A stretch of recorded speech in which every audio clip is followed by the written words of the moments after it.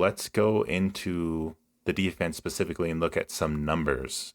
Yeah, so we've been talking about like which stats are going to be actually predictive of uh, which stats tell you basically what the team is going to be and when. And we're at I believe we're 16 games into the season now after the Knicks game last night. And defensive rating is one of the things that is predictive by game 15 to 20, right? So they have very little time to change like that in terms of changing their destiny, their defensive destiny, as it were.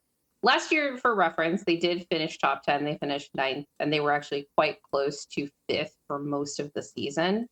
Wow. Which would have been a big deal for a Nuggets team to finish top 5 in defense. Right, it's one of the reasons that they were able to win so many games, especially early, because the offense was definitely not floundering, but relative to the high standard that the Nuggets set for where their offense should be, where an offense should be with Jokic for most of last year was really struggling, but they were winning games really off the backs of their defense. So the Nuggets are currently sitting at 17th in just raw defensive rating from NBA.com. Cleaning the glass, which filters out garbage time, has them at 16th, so not that much different.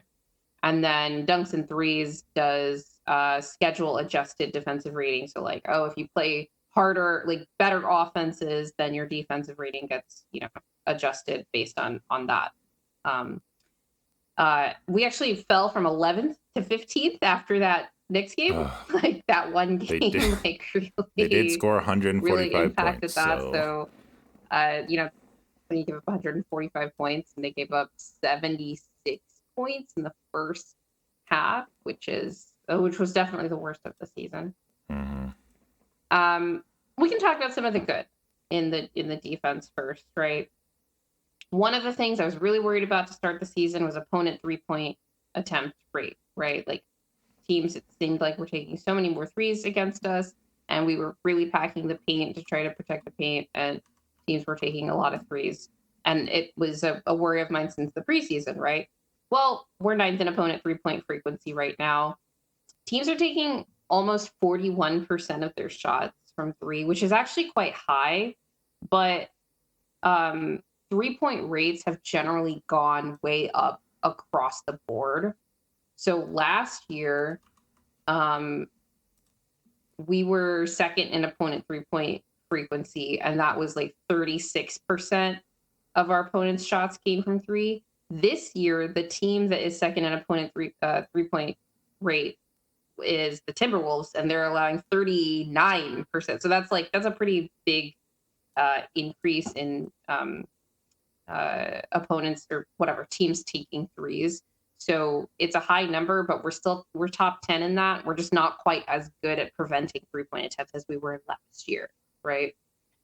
Another good thing, and we just talked about how mid-range shot is the least efficient shot in basketball. We're actually 8th in opponent mid-range frequency, and that means that that's a good thing, that we're so 8th in that we allow the 8th most mid-range shots. Yeah, that's good. So we're making teams take inefficient shots, and it's not that much different than we were last year. We were 6th in that particular, stat. Last year, we were actually quite poor at preventing shots at the rim. We were 23rd in that respect, but this year we're actually 12th. So we're doing a pretty good job of keeping opponents away from the most efficient shot in basketball, which is the layup. And the last piece of good here, and I have mixed feelings about it actually, is the opponent free throw rate. So last year we were actually 21st. We were fouling quite a lot, and I had mixed feelings about that too. This year we're actually 5th, so we're allowing the 5th fewest free throw attempt rate in the NBA this year. But how do you feel about how the Nuggets are balancing not fouling with protecting the rim? Because to me, it felt like last year fouling intentionally, and particularly hard fouling, and sometimes it would result in and ones, which was annoying. But it feels like we're actually allowing more like a higher. We're allowing fewer free throws, but the ones that we are feels like more of them are and ones because they're kind of soft fouls, Yeah. and like So we're there's not only trying one to free foul, throw. and then guys are just finishing through the very soft contact, but they're also getting the bucket, Yeah. right? God, that's happening so much. I feel like he's giving up so many and ones. I could be wrong, but that's just thinking back to these games. I feel like It's he gives a Mike for ton. sure. It usually is him, but it's also like Jamal. I feel like Jokic has allowed. Actually, he's not. He's just not fouling that much. Period. So he's not allowing a lot of and ones. That's one of the parts of Jokic's game specifically on defense that everyone loves is that he's very good at not fouling because he has to because he's the most important player. We can't have him fouling out. And he's just never really been the biggest rim deterrent. That's just how it is. We rely on a lot of low man rotations for that and or AG helping out with rim protecting. And sometimes Jokic gets blocks down there. But it is an interesting point that maybe they should be taking their fouling more discriminately and if they are fouling, making sure they're not scoring the bucket. That might be something to Right. look at. I think they might be trying to not foul too much, and I'll tell you why. Because we have to get into the bad stats because the defense is substantially worse this year than last year, even though defensive ratings in general across the NBA are actually better. That was something we can talk about it in the offense segment, but 3-point rates are way up, but offensive ratings are actually slightly down this year from last year. Hmm. So there's not like a direct correlation there. But the Nuggets defense is clearly worse than last year. And I think the number one culprit is that we went from fifth in basically rim protection in terms of efficiency, where opponents were shooting 60.5% against Denver at the rim last year. This season, we are 30th. We are dead last in opponent rim efficiency. We are worse than the Los Angeles Lakers, who are 28th, I believe, in the stat. Opponents are shooting 68% against Denver at the rim this season. This is such a big, like, it's such a big gap that there are a multitude of factors. But what do you think is the biggest one? Because I actually don't have a good answer for this. Hmm. Yeah, I'm surprised that it's last. That's Are crazy. you? Yeah, I'm surprised that it's last two because expected it to be bad. I even wouldn't have been shocked at like bottom 10, but dead last, and it's comfortably 30th too. I mean, part of it just makes me think that one, Jokic has never really been that good around the rim. Like it's just the fact of the matter. I also think that Mike hasn't been as good with low man rotations as you're saying. Like he's, I think, slow on the rotations on that and giving up and ones. Is it the fact that we lost KCP and he was better at holding guys on the perimeter? Therefore, because when the perimeter breaks away, that leads then to more easier shots at the rim if you're in rotation or whatnot on different types of schemes. I don't know that this is a true thing going around the league, but I think teams that are being more physical and aggressive with the Nuggets are having, more success. And the Nuggets just are Mm. not the most athletic, aggressive, physical team right now. When players are getting to the rim, what are the chances that one of our players, knowing that it's like Murray, Mike, Jokic, I mean, P. Watt has only been starting recently because AG's been out, and he has a better chance of like deterring someone at the rim. The rest of the guys, I feel like, are not going to affect dudes around the rim as much. Opponent rim percentage is not something that's necessarily predictive like throughout the season, but we're just going into the defensive stats that go into your defensive rating. And 30th is obviously the worst finish there is, but it's also the worst finish that they've had in terms of opponent finishing at the rim in the Jokic era. The last time that it was this bad in terms of like bottom five, because they haven't been bottom five every year of the Jokic era, like regardless of like Jokic as a rim protector. But in 2021 and 2022, they were 29th and it was 65%, so not 68% like it is now. I think Yeah, so some of it is that it's just like some new players and new roles. I think Saric playing backup five has not been good for that. P. Watt had a really slow defensive start to the season where he was like even terrible on defense and is only been playing really good defense like more recently. maybe they could be more aggressive and go for the fouls. But I do think that sometimes does lead to more and ones. Like I think Mike knows, oh, I got to contest this guy at the rim, like even against Cat last night. And he's like, I'm going to, get this block on him. But they just finish through him anyway and score. So I don't know. Right. It's I a don't tough know why he keeps balance. going for blocks. Like, just foul him. If you've gotten Yeah. beat and you're trying to contest the shot, then you need to foul or just not contest it.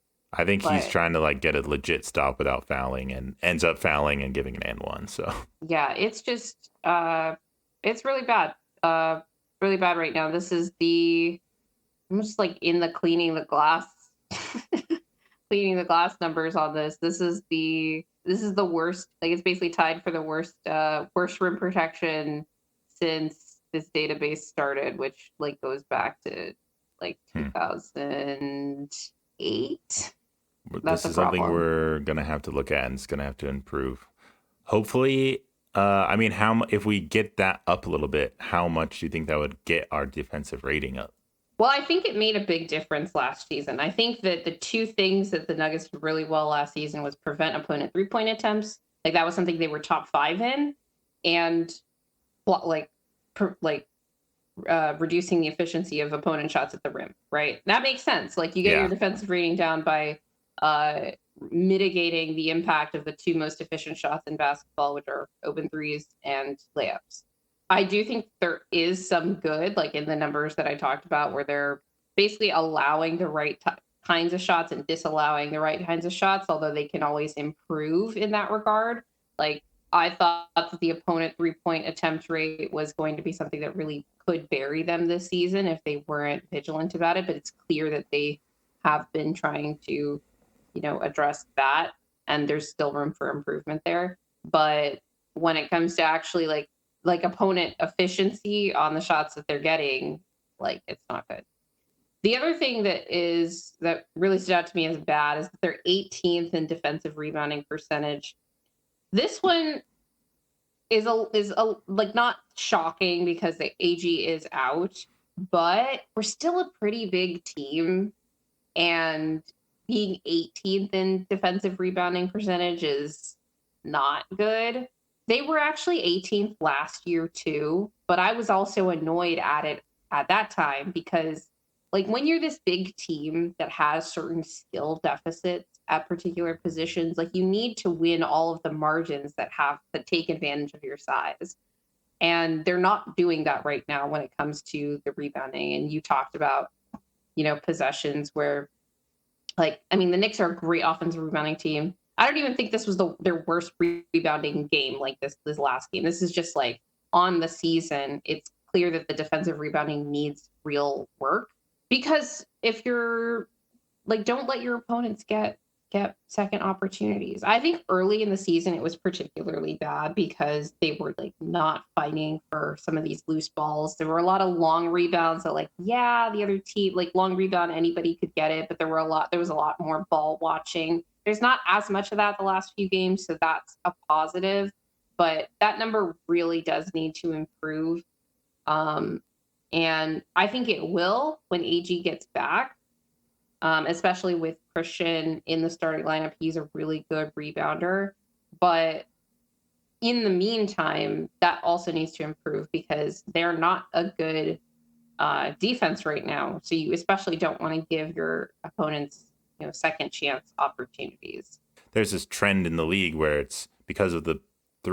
threes, there's more emphasis on offensive rebound, Offensive rebound, kick out three.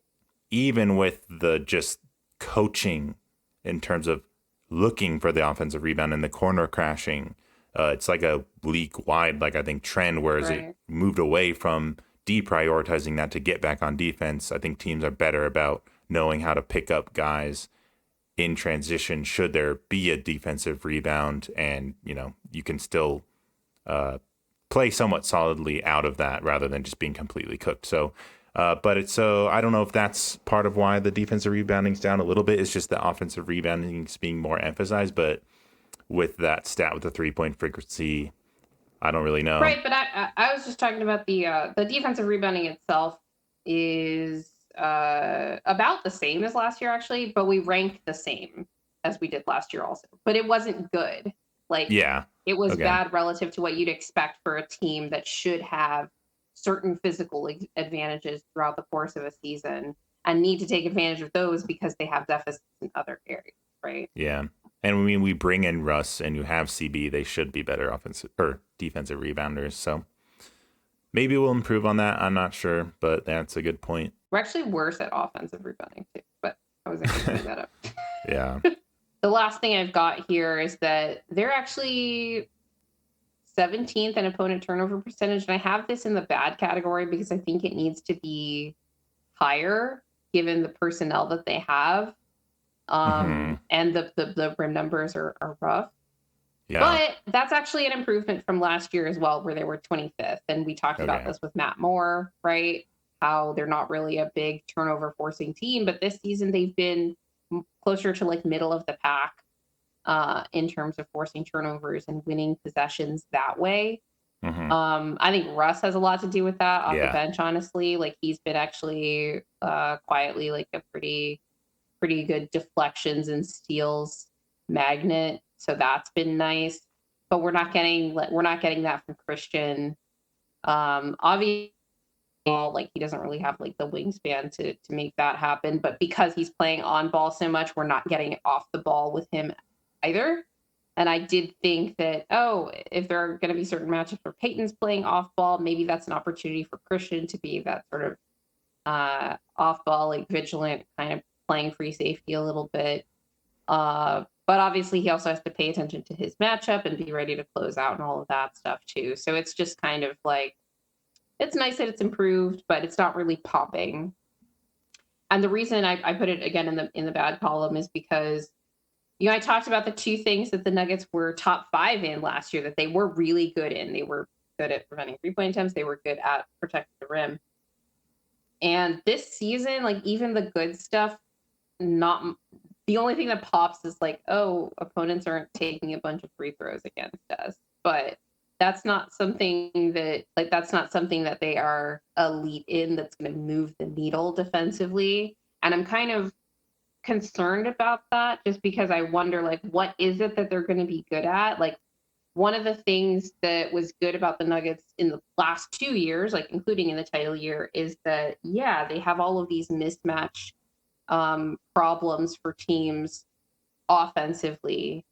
But, with the exception of Peyton Watson, as like a player that's going to be a mismatch defensively that could really like wreak havoc on another team in terms of like in a playoff setting, like what is it that we're going to do that makes the other team uncomfortable? I don't know that there's anything that this Nuggets team defensively does to make other teams uncomfortable. And part of that is just the level of physicality that they are playing with or just not playing with. But the other thing is like, there's nothing statistically or in the eye test that's really popping out as like, this is a problem that we create for teams on that end of the floor. Like they had in the past, like particularly with KCP, and obviously AG has been out and he's another like big problem for teams. So I have to keep that in mind too, but it's just something that's in the back of my mind. I mean, the one thing we know we like to do at least is like blitz and play up at the screen. And if you run a double drag or you have short rollers, but they have to be better about that. Like they have to do it better to make. Like you have to show me that you can make teams uncomfortable. Exactly, and because you're just gonna get killed on a short roller who's really good at passing. Like, and that's happening. It's one of the reasons like I want the turnover rate to pop more because that's something that you'd expect if there's a team that's like really making teams uncomfortable with the way that they blitz. They're going to be forcing more turnovers. Like, how is that going to manifest itself in like in the box score? But that's not something that's really popping. They're not playing that coverage to force turnovers. It's like we're playing that coverage because that's like a way to play with Jokic on defense because he's not the best drop defender, or rim defender. So I don't know if it's just we do that out of necessity, but if they are going to do that, they should probably try to be like elite at it. Yeah. They've also been playing a lot more zone, and in some games it's an active zone, and other games mostly like it's a pretty lazy zone, and they're just kind of half-assing it, and it's like okay, well, other teams are just gonna get comfortable against this because you're not forcing them to be uncomfortable. And that's that kind of general sentiment. And it's not really like a specific schematic thing or one thing that I want them to do that they're not doing. You know, I more turnovers would be like nice in my eyes, but just generally, it doesn't feel like opponents ever get uncomfortable against our defense, except for Yeah. these stretches where they're trying to make these big comebacks. Whereas I feel like there were times in the past where we could make teams uncomfortable defensively, and they just haven't been doing that. And I think it's like a combination of, I think it's a combination of personnel and execution, largely. Like they have to be committed to whatever it is that they're doing, and I don't really sense that. They almost are forced to flip the switch defensively. Like they're down and they know they got to lock in, and they never just like bring that motivation and intensity just to do it. And like we just haven't really put together a really good cohesive game yet. It's part of why the Nuggets are such a roller coaster on both ends of the floor. They haven't held an opponent to under 100 points yet this season. Well, yeah, it's like that first Mavs game where it's like this shootout where there's just no defense on either side, and that's just what you get sometimes. But in the meantime, listeners, thank you if you already are subscribed. We love you and appreciate you subscribing, taking the time to listen to us. If you're new to us or just lurking and checking us out, consider fully subscribing to help us out. We're almost to 800. We want to get to 1,000 as soon as we can, and keep growing. So appreciate your time. If you're here, like and share the video and hit the notification bell so you never miss any of our uploads. Follow us and listen to us on Spotify, Apple Music, and Amazon Music, and leave a review if you choose to listen to us there. Follow our Instagram and TikTok for our short content, as well as our clip channel on YouTube. And just remember, winning is fun and losing sucks.